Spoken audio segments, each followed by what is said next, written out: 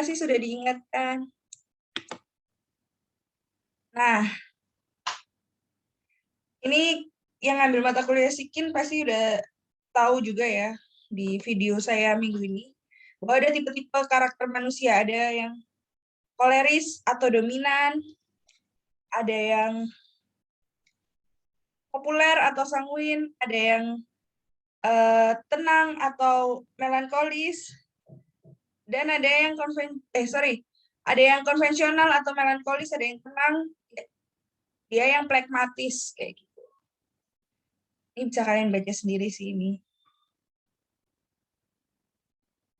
Nah, ini contoh-contoh bidang usaha ya. Kalau di sini ada bidang usaha kelompok kreatif. Itu sebuah usaha yang tercipta dari ide atau pikiran kita sendiri. Usaha kreatif yang dimaksud tentunya bisa berwujud dalam usaha di beberapa bidang, seperti makanan minuman, kerajinan, peternakan, sablon, mainan anak-anak. Sablon itu termasuk konveksi ya. Logam, pertanian, rajutan, banyak kan usaha-usaha bikin baju rajutan, dan lain sebagainya.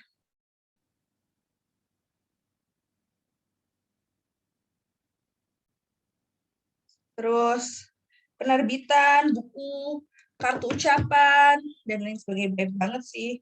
Kayak teman saya itu usaha bikin apa, mood board itu. Terus ada usaha banyak lah. Bikin craft, apa sih, hampers, bikin hampers. Kan banyak ya sekarang. Hampers buat lebaran, hampers buat kado, ulang tahun, dan lain sebagainya. Lalu ada bidang usaha yang sifatnya konsultif, jasa konsultasi. Contohnya konsultan IT, konsultan pajak, keuangan, konsultan pemasaran, agensi, komunikasi, konsultan hukum, kayak pengacara, psikolog, fashion, konstruksi, gizi, banyak ya.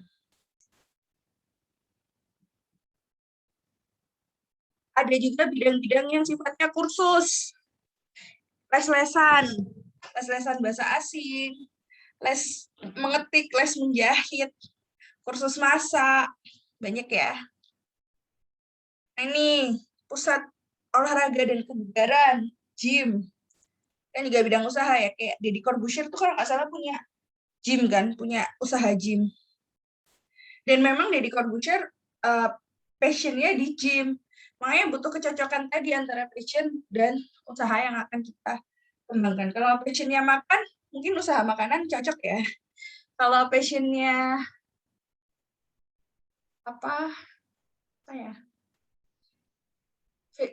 Passionnya memberikan konsultasi, usaha-usaha di bidang konsultan juga. Kayak misal passionnya ngajar, usaha bimbel, itu kan jadi kayak cocok lah.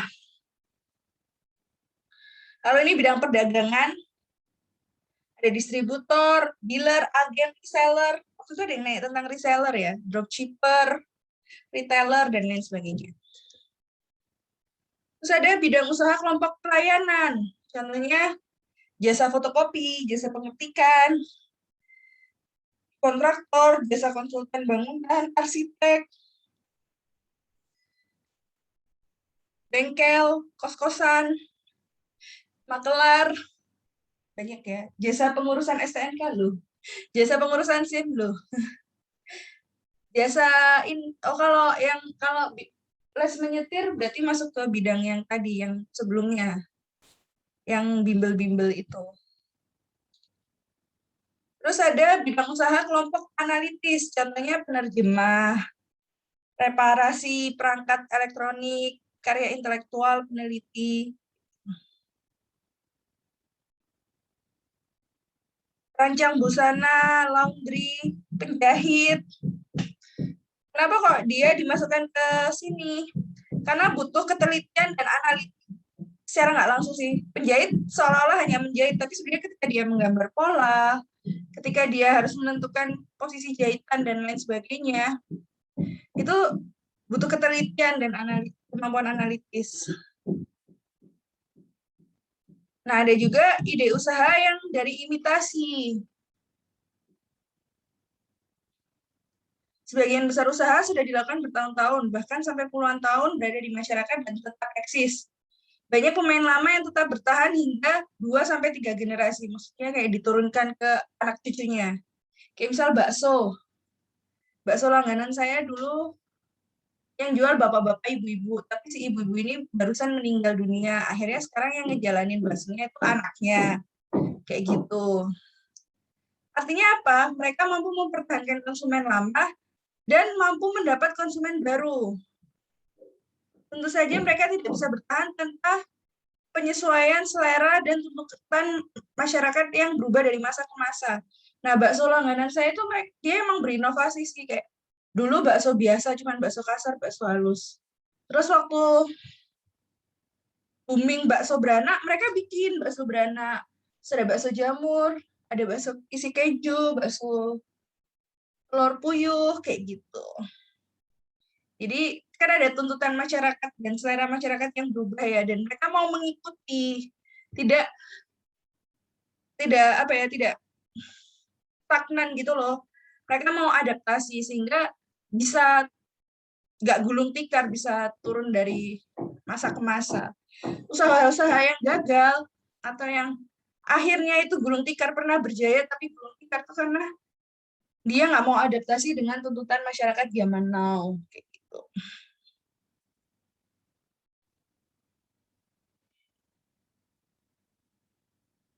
Menurut Senars, ada banyak wirausaha yang datang belakangan tapi mampu mengungguli pionir yang gagal berevolusi.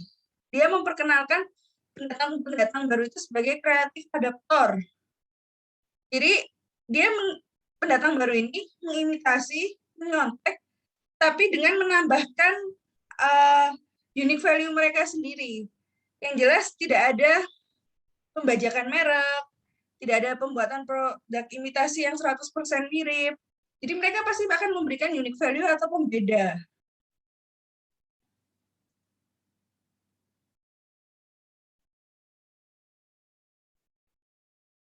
Nah, adanya imitasi ini kita bisa mempelajari dari industri-industri yang sudah ada. Gitu. Justru kelebihan ide usaha dari imitasi itu karena sudah ada produk yang mirip, produk yang mungkin fungsinya sama, tapi ada unique value atau fitur yang berbeda. Apa ya? Kalau istilahnya itu dulu saya pernah belajar itu ada first comer dan ada second but better. First comer itu adalah orang yang benar-benar usaha produknya itu baru, mengeluarkan produk baru yang nggak pernah ada di pasar sebelumnya. Tantangan menjadi first comer itu memberikan pelajaran ke masyarakat, ke pasar, pelajaran. Dia memberikan pengalaman dan pelajaran ke pasar mengenai produk mereka. Jadi apa kayak harus ngajarin pasar dulu gitu loh, ngasih tahu pasar, edukasi ke pasar ini produknya apa, fungsinya apa dan lain sebagainya. Tapi perusahaan-perusahaan yang second but better, mereka nggak perlu melakukan edukasi pasar. Mereka juga nggak perlu apa ya istilahnya melakukan riset pasar yang berlebihan dan lain sebagainya. Karena mereka sudah bisa membaca peta pasarnya. Oh, aku mau ngeluarin produk yang sama kayak dia nih, fungsinya sama, tapi ada fitur yang dibedakan. Maka aku udah tahu pasarku siapa, bagaimana cara mengeluarkan produk ini ke pasar yang ada, dan bagaimana cara membandingkan produk kita dengan produk yang sudah ada sebelumnya. Nah, itu namanya second but better. Tuh, banyak kok orang yang menjadi second but better. Terus contohnya apa sih? Kayak misal Indomaret sama Alfamart. Itu kan biasanya yang salah satu dari mereka akan membangun membangun tokonya ketika ada toko sejenis yang sudah ada sebelumnya di daerah itu. Jadi orang misal Alfamart nih mau buka cabang baru, pasti ngelihat ada Indomaret nggak di situ. Kalau ada Indomaret, dia mau buka. Kalau nggak ada Indomaret, biasanya dia nggak mau buka. Kenapa kayak gitu? Karena mengurangi biaya untuk mengedukasi pasar. Orang sudah tahu, oh ada retail. Orang sudah tahu kalau belanja di retail, di Indomaret.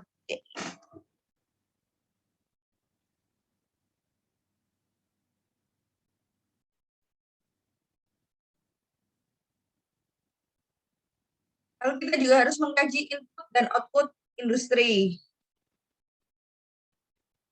Menganalisis tren populasi dan data demografi. Jadi ketika kita ingin jadi second but better, balik lagi kita perlu menganalisis tren populasi dan data demografi. Untuk tahu siapa pasar kita, ya lebih ke arah itu sih. Dan bagaimana cara memasarkan. Nah, keuntungannya kita bisa melakukan riset pasar itu, analisis ini dari produk-produk yang sudah ada. Kalau ide usahanya dari imitasi. Mengkaji tren ekonomi, terus analisis terhadap perubahan sosial, dan mengkaji pengaruh aturan-aturan pemerintah yang baru. Sekarang ini lagi rame ini ya. Kalau saya lihat di Instagramnya teman-teman saya, kan pandemi banyak teman-teman saya yang buka usaha sampingan. Salah satunya itu frozen food. Nah, ternyata ada isu nih yang baru bahwa frozen food yang dikelola rumah tangga itu harus punya izin BPOM. Di mana izin BPOM itu bukanlah sesuatu yang murah dan cepat. Kayak gitu. Nggak bisa pakai izin PIRT aja. Nah, apa sih resikonya kalau nggak ada izin BPOM? Kalau nggak ada izin BPOM, ya dia pemasarannya hanya terbatas. Nggak bisa dipasarkan secara luas. Kenapa? Karena nanti kalau kena BPOM gimana? Nah, isu itu lagi lagi rame gitu kayak. Nah, ini kan usahanya masih kecil. Masa iya harus ngurus BPOM gini gini gini gini gini gini dan seterusnya. Ternyata keluar aturan baru-baru ini sih. Baru beberapa hari ini bahwa frozen food yang bisa bertahan lebih dari 7 hari di dalam freezer harus punya izin BPOM. Tapi kalau dia kurang dari 7 hari, nggak perlu sampai izin BPOM. Mungkin kita bisa lihat video ini dulu.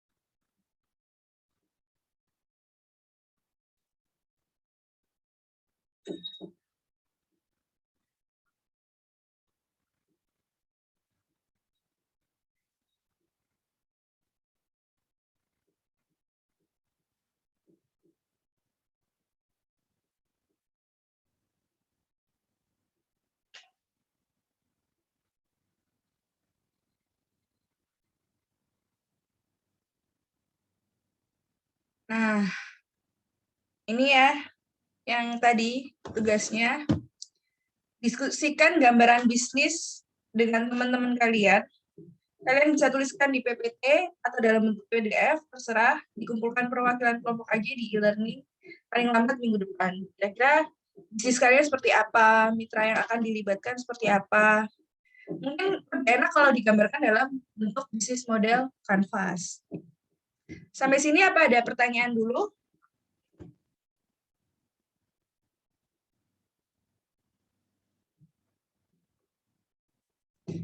Iya, silakan yang raise hand. Iya, Bu. Terima kasih atas waktunya untuk saya bertanya. Untuk yang ini apa namanya? Sebentar, saya bacakan. Kenapa? Imitasi itu yang dari imitasi itu kan lebih dominan dari orang-orang kita ya, orang-orang apa namanya Oh iya. Indonesia. Nah itu kan dari imitasi itu kan apa namanya kayak orang-orang kita itu atau orang-orang Indonesia itu kan apa namanya mengobservasi kemudian meniru seperti itu kan ya. Oh iya, Tapi kalau ATM itu ya, amati, ya tiru, modifikasi. ya benar ATM itu. Kemudian apa namanya kalau misal dari kita itu tidak dapat novelty, nah itu kan takutnya kan malah ini apa namanya dikira apa namanya itu Plagiat. plagiat seperti itu. Nah itu kalau kita apa namanya itu mau membedakan antara bisnis orang lain dengan bisnis kita itu seperti apa ya kalau boleh tahu? Nah, iya benar. Imitasi tadi, ide bisnis imitasi itu kalau di masyarakat terkenalnya ATM ya, amati, tiru, modifikasi. Nah, Ya, kuncinya ada di mana? Di modifikasi. Yang bikin kita terkena plagiarisme adalah ketika kita hanya amati dan tiru, tapi tidak kita modifikasi. Kita harus bisa memberikan unique value yang berbeda yang tidak dimiliki oleh si produk yang udah ada sebelumnya. Entah dari fiturnya, entah dari apapun lah. Contohnya misal udah ada frozen food pempek, terus kita ingin bikin frozen food pempek juga. Nah, kita harus bisa memberikan unique value pada frozen food pempek kita. Bahannya, pembedanya adalah bahannya, tepungnya kita pakai tepung singkong, sehingga gluten free. Sedangkan produk yang ada, itu nggak pakai tepung singkong, tapi pakai terigu atau kanji biasa. Atau bisa juga unique value-nya adalah dari sisi pemasarannya, sisi bentuknya. Misal pempeknya yang sudah ada baru kapal selam sama lenjer. Nah, kita bikin pempek model atau pempek adaan, pempek kulit.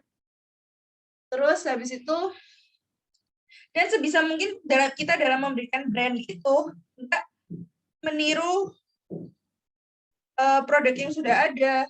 Misal produk yang udah ada kan Farina ya yang terkenal. Pempek Farina. Ya kita jangan kasih nama Farini, ya kasih namalah brand yang lain gitu. Kita kasih tagline yang lain. Jadi kita modifikasi lah. Terus atau kalau Farina kan mungkin untuk menengah ke atas. Nah, kita mengejar unique value kita adalah dari sisi harga, kita bisa tekan mungkin dari sisi ukuran dan lain sebagainya sehingga kita menyasar ke pasar menengah ke bawah gitu.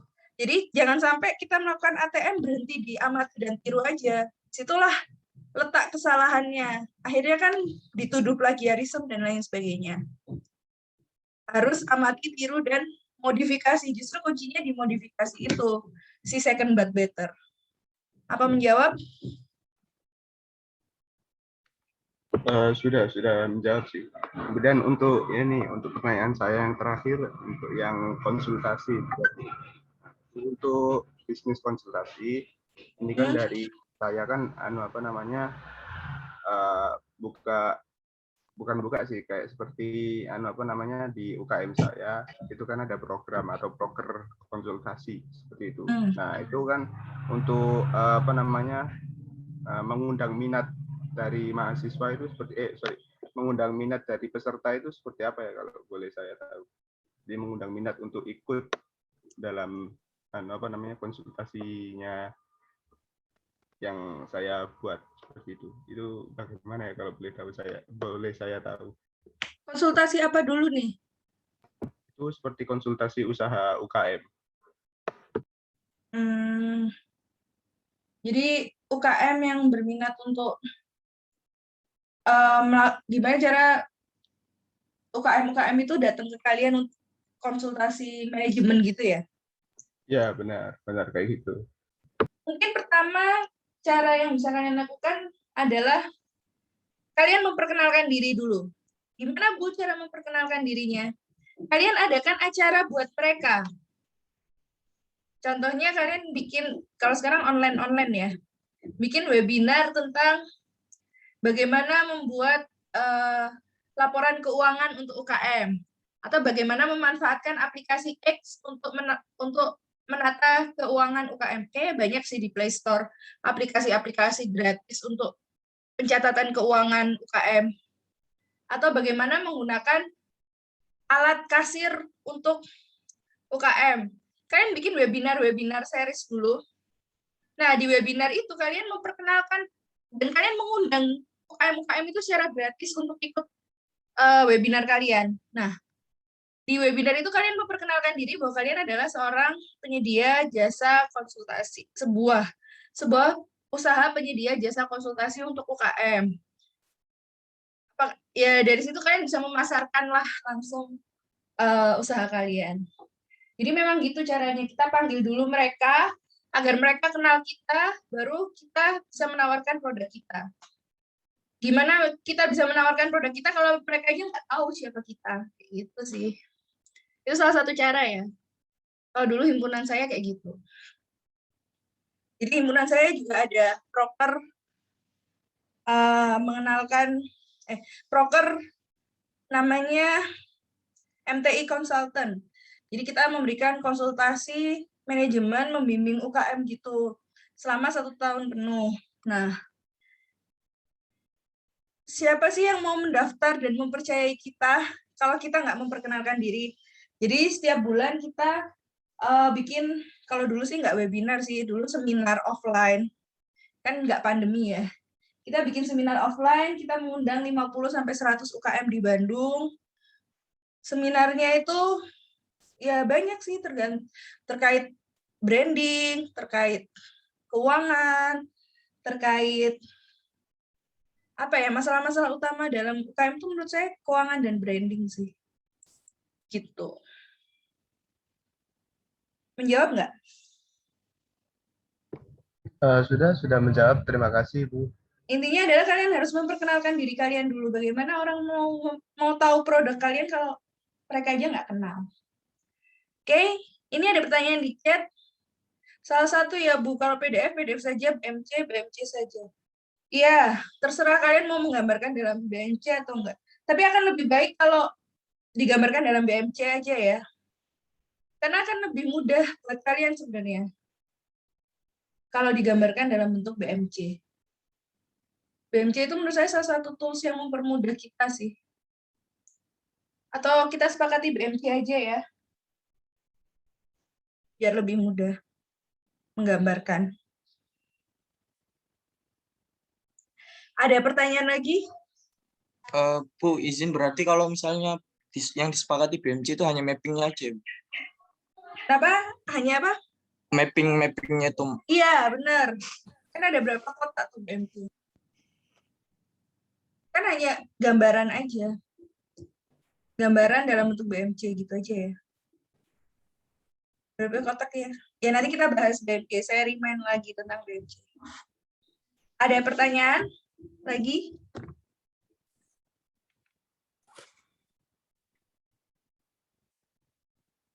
Iya, untuk mitra yang akan dilibatkan seperti supplier atau apa? Supplier salah satu mitra.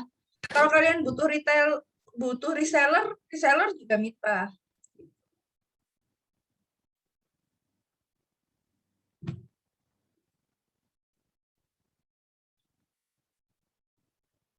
Oke, ada pertanyaan lagi?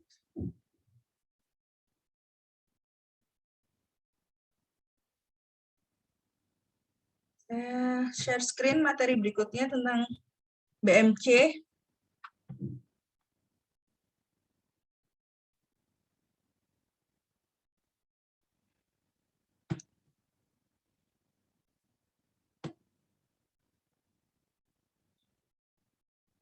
Prototype ini enggak sampai desain produk, BMC aja.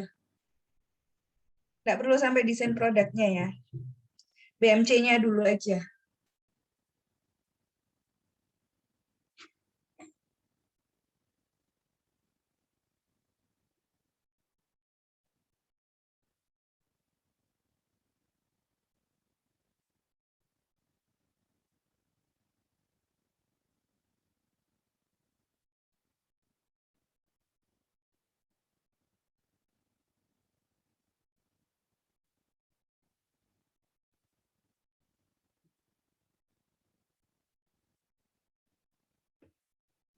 Oke, kita lanjut materi tentang BMC.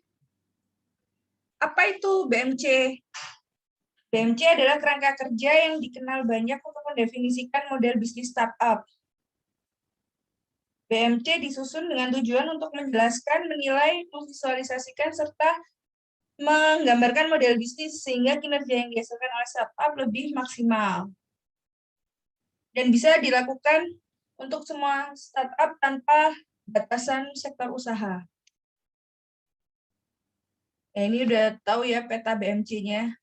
Ada kolom value proposition, ada kolom customer relation, channel, revenue, cost, key research, key activity, key partner. Ini waktu PTI udah lah ya. Udah dijabarkan juga kan masing-masing isinya akan seperti apa. Jadi saya hanya merimain aja bahwa kalau value proposition itu adalah what, unique value apa yang akan kita jual. Apa sih produk yang akan kita jual? Lalu yang bagian customer ini adalah who. Who itu kepada siapa kita bikin produk itu, bukan kepada siapa kita akan menjual produk ini. Siapa yang akan menggunakan produk kita? How, ini 3 kolom ini adalah bagian dari how, yaitu bagaimana kita memproduksi produk kita. Dan ini yang bawa adalah how much, berapa cost dan revenue yang akan kita dapatkan terkait keuangannya. Tuh.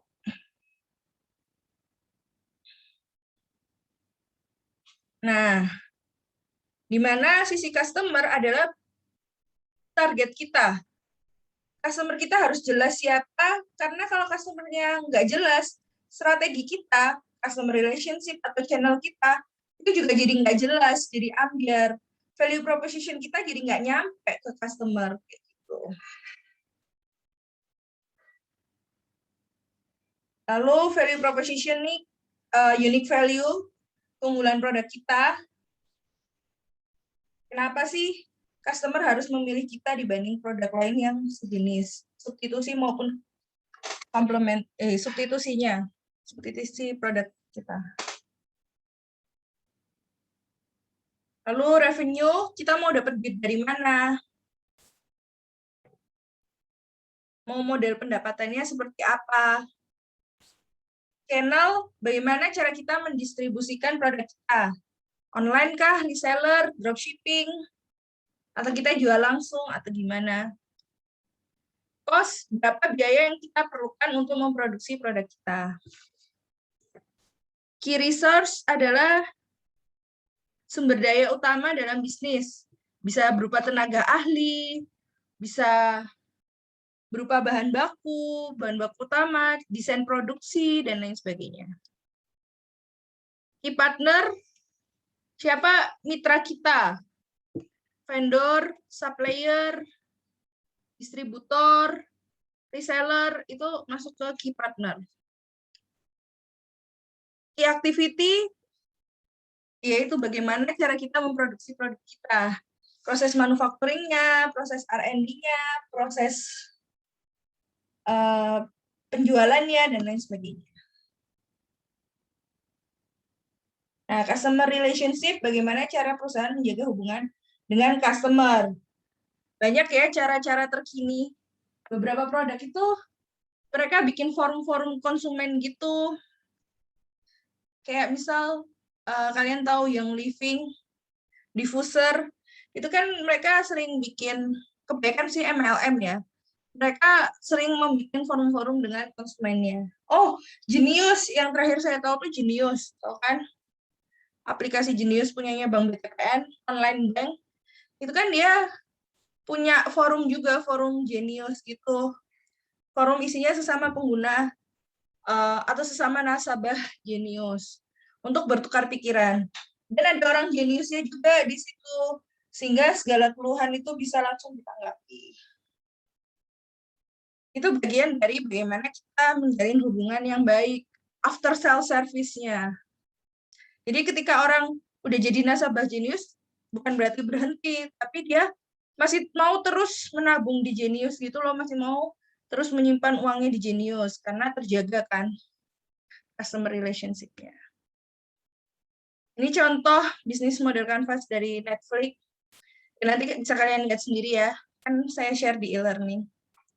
Dan mungkin kalian, ini contoh Amazon, dan mungkin kalian juga udah pernah bikin BMC dan tahu model-model BMC yang lain di internet banyak.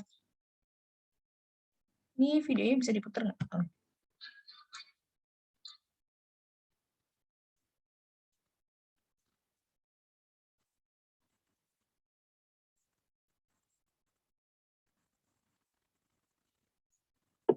Permisi Bu, untuk suaranya tidak keluar, masih belum keluar. Oh,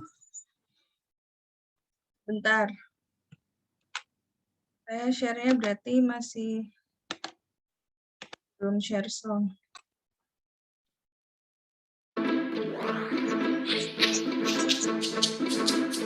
An organization's business model can be described with 9 basic building blocks: your customer segments, your value proposition for each segment, the channels to reach customers, customer relationships you establish, the revenue streams you generate, the key resources and key activities you require to create value, the key partners, and the cost structure of the business model.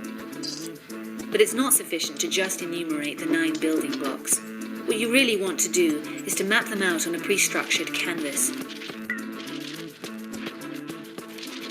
This is what we call the business model canvas, a tool that helps you map, discuss, design, and invent new business models. Let's briefly go through the 9 building blocks, starting with the customer segments. These are all the people or organizations for which you're creating value. This includes simple users and paying customers. For each segment, you have a specific value proposition. These are the bundles of products and services that create value for your customers. The channels describe through which touchpoints you're interacting with customers and delivering value.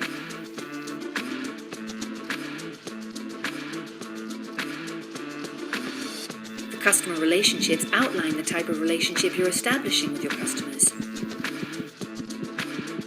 The revenue streams make clear how and through which pricing mechanisms your business model is capturing value. Then you need to describe the infrastructure to create, deliver, and capture value. The key resources show which assets are indispensable in your business model. The key activities show which things you really need to be able to perform well.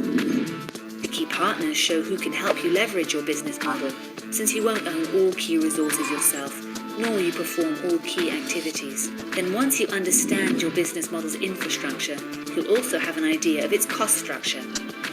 So with the business model canvas, you can map out your entire business model in one image. This works for startup entrepreneurs just as well as for the most senior executives.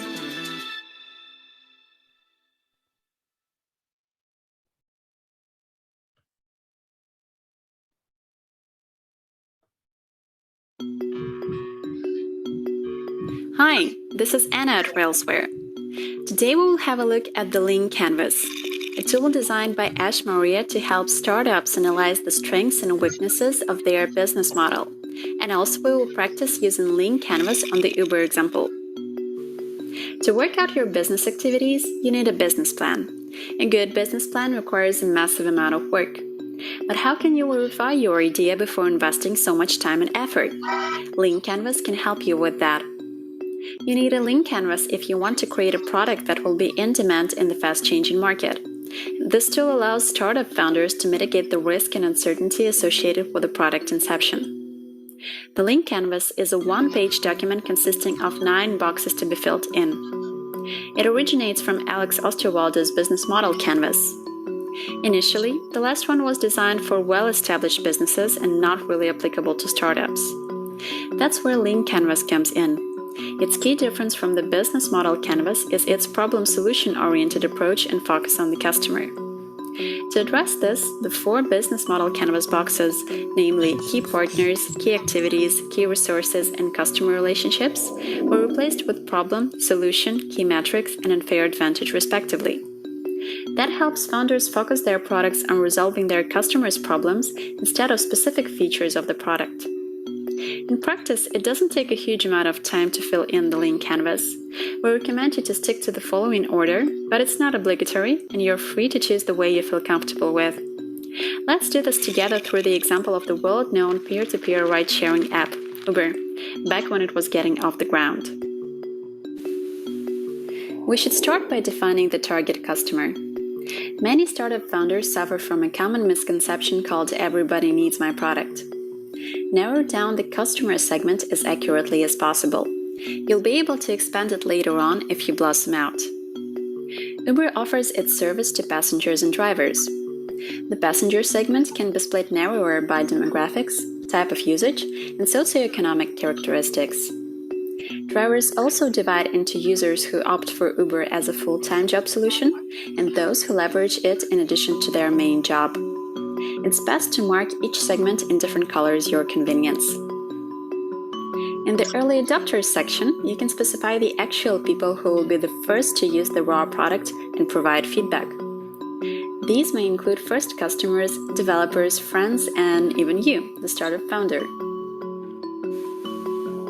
In the problem box, we refer to customer problems that your product is meant to solve.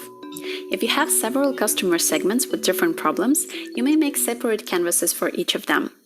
Here, we have specified problems for passengers and drivers separately. Therefore, we've got such problems as expensive taxi service, availability of cabs, long waiting time during the rush hours, advanced booking is often required, and lack of driver profile for passengers.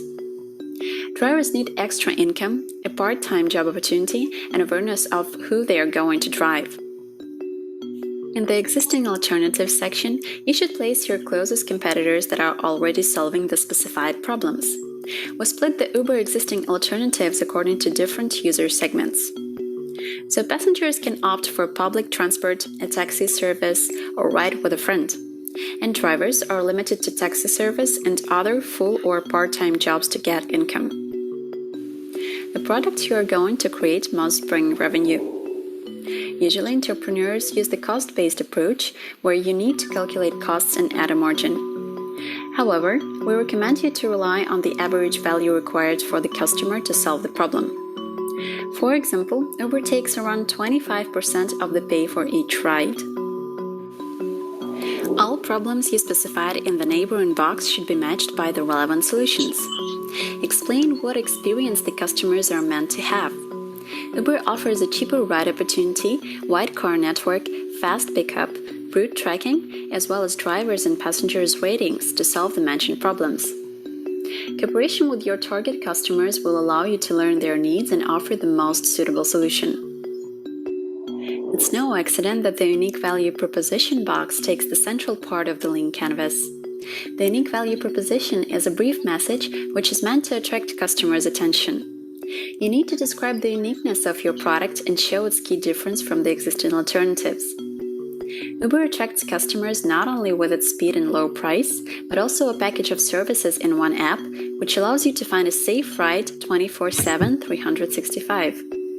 Drivers, in turn, opt for Uber as they can work on their own schedule, manage their revenue, navigate the route through the app, and forget about taxi license issues. In the lower part of the Unique Value Proposition box, there is a place for creating a high-level concept, a short and easy-to-understand statement about your product. It's a kind of elevator pitch you will use when addressing your product. As an example, Uber is like a taxi, but cheaper, safer, and more flexible.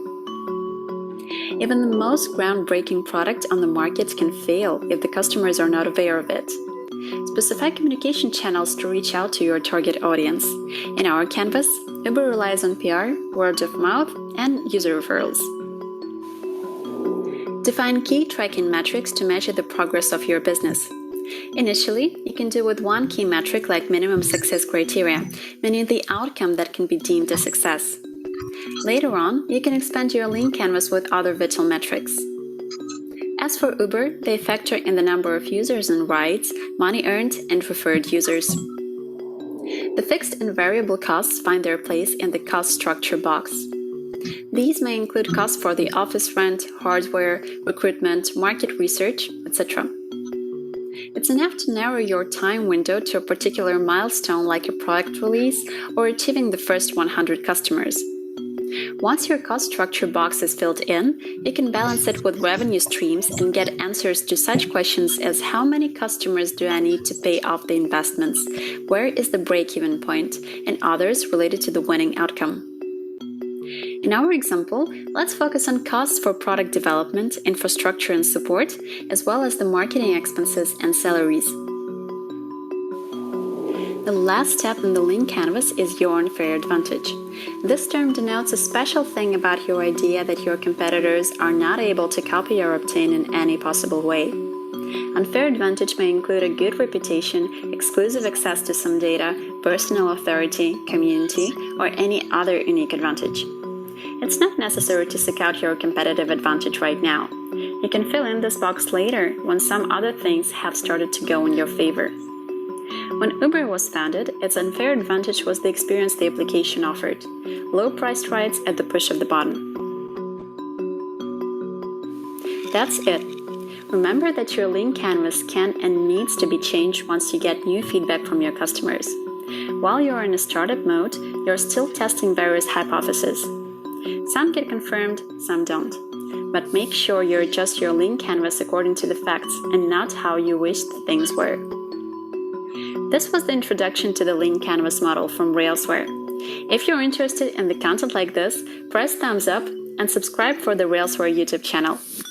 Thank you very much for being here with me and have a wonderful day.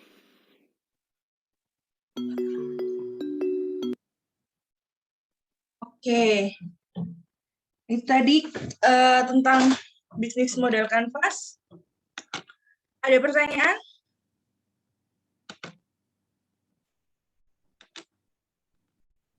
Berarti untuk penempatan labelnya itu udah paten kayak gitu ya berarti, Bu? Iya. Kayak kalian ngerjakan PTI aja sih. PTI kan kalian udah bikin bisnis model kanvas kan, udah diajarin maksudnya. Kalau nggak salah tugas besarnya juga, salah satu tugasnya juga disuruh menggambarkan bisnis model kanvas kan. PTI. Ya, gitu. Ada pertanyaan lagi?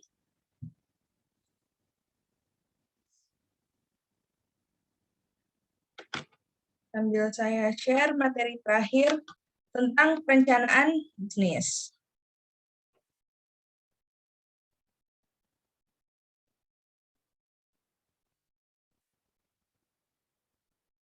Kalau nggak ada, kita lanjut. Aduh, bentar.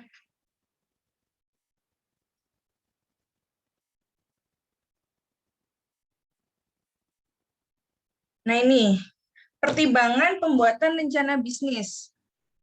Yang pertama jelas resikonya ya, kalian harus tahu resiko-resiko bisnis yang akan kalian kembangkan. Lalu kerumitan yang akan kalian temui, baik di proses produksi, di penjualan, di transaksi bisnis, dan lain sebagainya. Lalu langkah awal kalian untuk memulai bisnis kalian. Dan alat bantu apa yang bisa membantu kalian dalam mensistemasikan logika bisnis kalian. Salah satunya ya bisnis model kanvas tadi sih alat bantunya.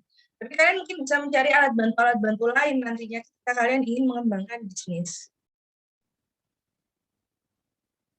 Nah ini, rencana bisnis dan perencanaan bisnis. Rencana bisnis adalah bisnis plan. Waktunya adalah ketika saat membentuk organisasi baru. Kalau bisnis planning adalah mengembangkan organisasi, mengembangkan produk. Jadi bisnisnya udah existing, terus kalian ingin mengembangkan. Terus kompleksitasnya kalau bisnis plan itu sederhana, karena ini kan di awal banget ya. Kalau business planning sangat kompleks dan holistik karena bisnisnya sudah berjalan dan kalian ingin mengembangkan. Strukturnya, business plan itu fokus di ide bisnis, pemasaran, dan keuangan atau sumber modal. Kalau business planning, semuanya termasuk struktur organisasi dan lain sebagainya.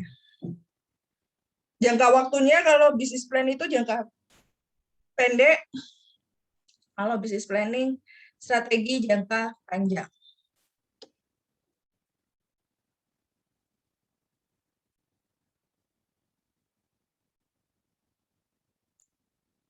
Memulai bisnis, about things to do. Apa sih yang mau kita lakuin? Transaksinya akan seperti apa? Kita akan menjadi organisasi yang akan menyediakan produk apa sih? Dan produk kita ini bakal dapat profit nggak sih? Kayak gitu. Dan apakah produk-produk kita itu menjawab kebutuhan masyarakat? Itu yang paling penting sih. Kalau produk kita itu ternyata nggak menjawab kebutuhan masyarakat, ya buat apa kita bikin? Udah pasti nggak lakunya. Kan? Apa itu business plan? Business plan adalah dokumen tertulis yang merinci seluk-beluk usaha atau bisnis. Mencakup informasi status saat ini, kebutuhan mendatang, dan hasil yang diharapkan dari usaha baru tersebut.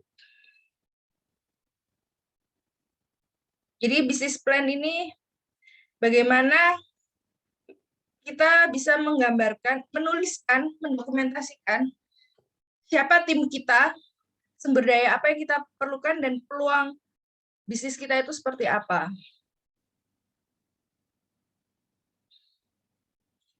Berdasarkan Timmons model ya.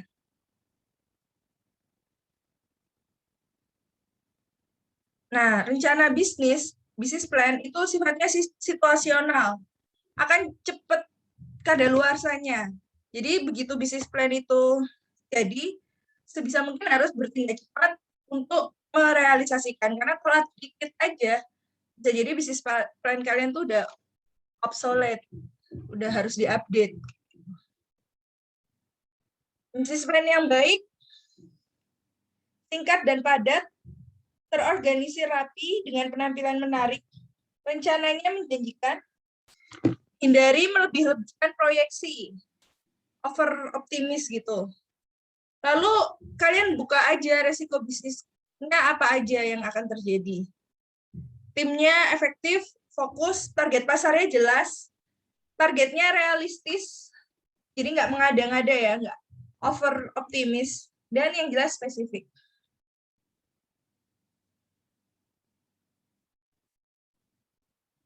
Hal mendasarnya adalah ide bisnis kalian itu apa, dan bagaimana kalian menggambarkan bahwa kalian adalah orang yang tepat untuk menjalankan ide bisnis itu.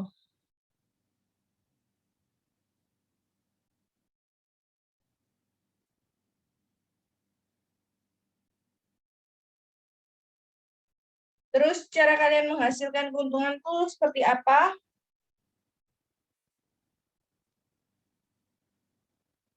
Siapa pembeli produk Anda dan berapa dana yang diperlukan untuk memulai bisnis kalian? Modalnya. Nah, ini bagian utama pada bisnis plan. Yang pertama jelas konsep bisnisnya ya. Yang definisi bisnis kalian, bidang bisnis kalian itu apa, produk kalian itu apa, bagaimana cara kalian memproduksinya, apa unique value dari produk kalian. Yang kedua adalah pasarnya. Siapa sih konsumen kalian, gimana cara memasarkannya, terus posisi kalian dalam peta persaingan itu seperti apa. Lalu yang ketiga adalah rencana keuangan. Kira-kira analisis pendapatannya kapan? Analisis pendapatannya seperti apa, terus kapan balik modal atau break even point-nya.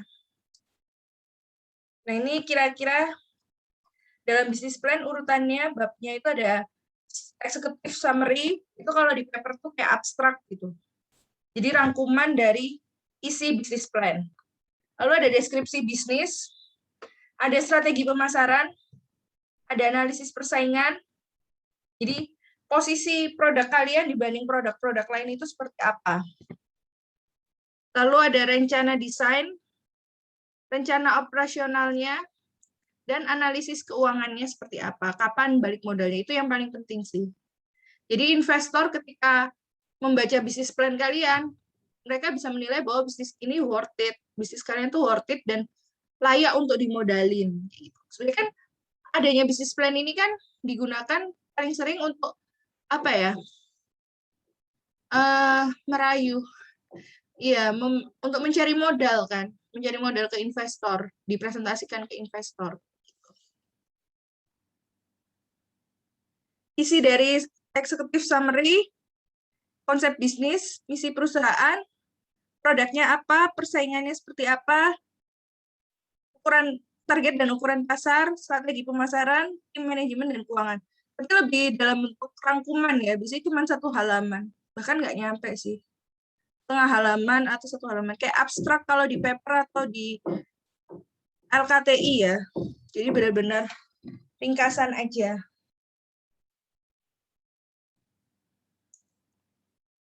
Gambaran perusahaan, identitas perusahaan, visi-misi, lalu ini di deskripsi ya, bagian deskripsi bisnis. Visi-misi perusahaan, gambaran tentang produk atau jasa, perkembangan sampai saat ini, status hukum dan kepemilikan. Ini strategi pemasaran, isinya tren dan pertumbuhan industri, gambaran pasarnya, ukuran pasar, peluangnya, target pasar, karakter pasar. Analisis persaingan ini lebih ke peta posisi ya. Peta posisi kalian dalam pasar itu seperti apa. Kelebihan kalian dibandingkan pesaing atau produk substitusi itu seperti apa. Lalu rencana desain dan pengembangan, tujuan usaha jangka panjang, strategi, milestone, resiko, exit plan dari resiko. Nah, ini lebih ke proses produksi ya. Terus kontrol keuangannya seperti apa, manajemennya seperti apa. PPIC sih. Nah, ini proyeksi aliran kas, proyeksi pendapatan, kapan break-even point-nya, berapa IRR-nya, berapa NPV-nya. Mungkin yang semester 5 sudah dapat ektek atau Anabi kan udah kenal ya. Kalimat-kalimat seperti BEP, IRR, NPV. Nah, ini lampiran-lampirannya. Mungkin bisa foto-foto produk. Keuangan yang in detail, biasanya kan yang dimasukin ke laporan utama, ke bisnis plan utama kan hanya rangkumannya ya, tapi in detailnya di lampiran. Nah, bisnis plan yang baik itu harus rapi dan menarik. Jadi kalian desain si bisnis plan-nya, kayak kalian bikin proposal sponsorship aja. Kalian mau cari dana pakai proposal sponsorship, itu kan kalian desain kan, bukan proposal polosan Microsoft Word gitu. Terus panjang halamannya nggak lebih dari 20 halaman, karena kalau banyak-banyak juga siapa yang mau baca. Kayak gitu.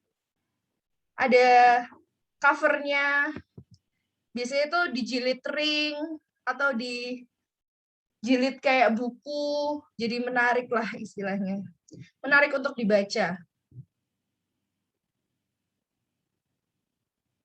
Ini model hubungan kegiatan bisnis.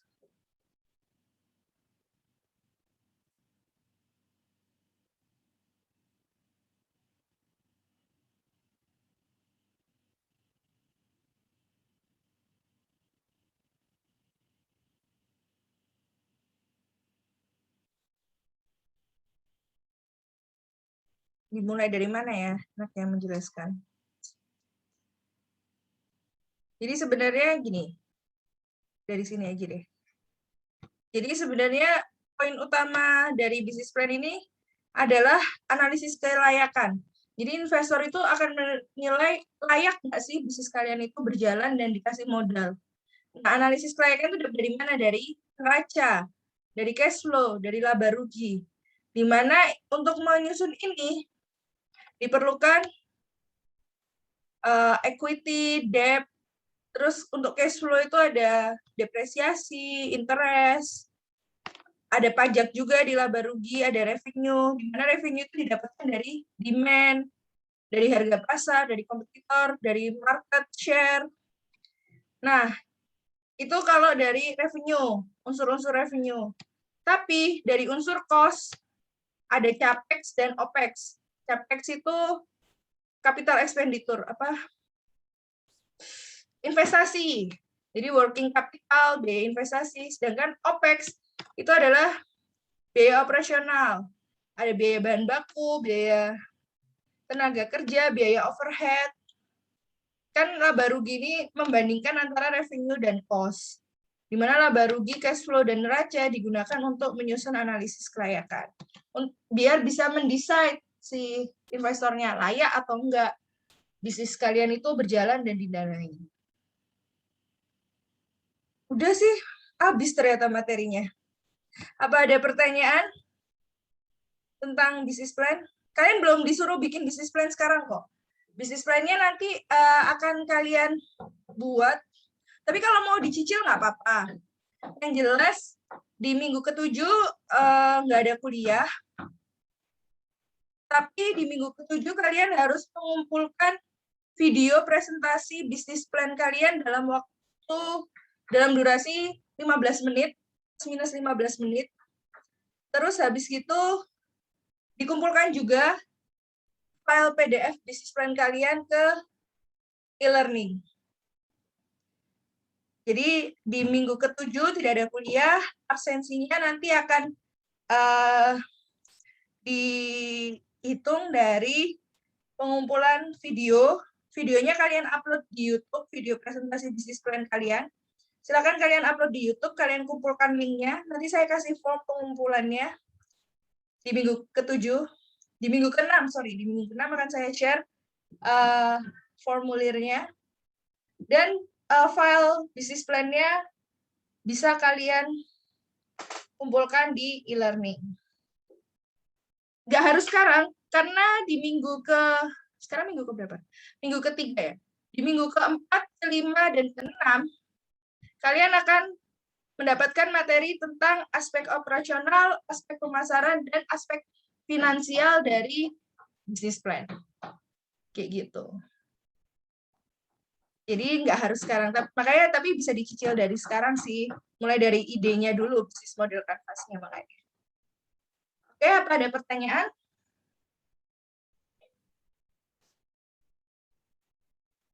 Sudah cukup dari saya, Bu. Yang lain?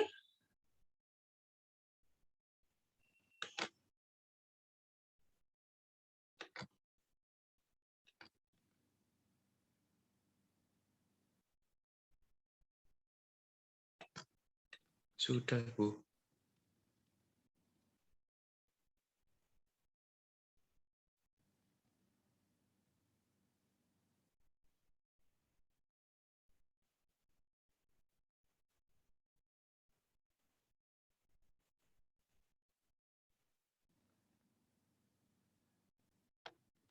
Oke.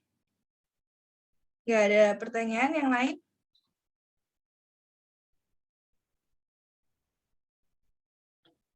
Kalau nggak ada, kita ketemu lagi minggu depan di jam masing-masing ya. Untuk yang kelas 0202 tetap di hari Rabu jam 10, tanggal 27 berarti, dan kelas 0201 di hari Kamis jam 8, tanggal 28. Untuk tugasnya dikumpulkan sama-sama dia ya di tanggal 28, jam 12 malam. Permisi, Bu. Ya? Apakah tidak ada absensi? Kan absennya saya screenshot di menit ke-15 tadi sebelum saya mulai. Oh, oke. Baik. Terima kasih, Bu. Iya. Oke. Ada pertanyaan?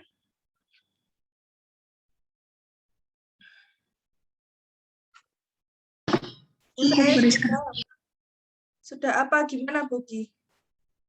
Saya sudah apa?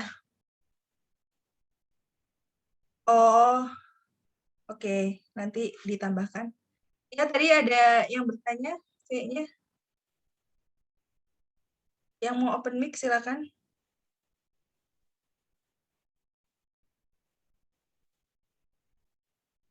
Tadi kayaknya ada yang open mic deh, cewek. Enggak. Ya. Cukup, Bu Rizka. Oh iya. Oke. Oke, kalau dirasa sudah cukup, sekian untuk pertemuan hari ini. Kalau ada pertanyaan mengenai bisnis plan, boleh sekali ditanyakan di grup ya, biar semua tahu pertanyaannya apa. Jadi saya nggak menjawab pertanyaan yang berulang. Sekian untuk hari ini. Terima kasih partisipasinya. Mohon maaf untuk kekurangan, keterlambatan, dan lain sebagainya. Sampai ketemu minggu depan di jam masing-masing ya. Jaga kesehatan, tetap semangat. Assalamualaikum warahmatullahi wabarakatuh. Selamat pagi. Waalaikumsalam.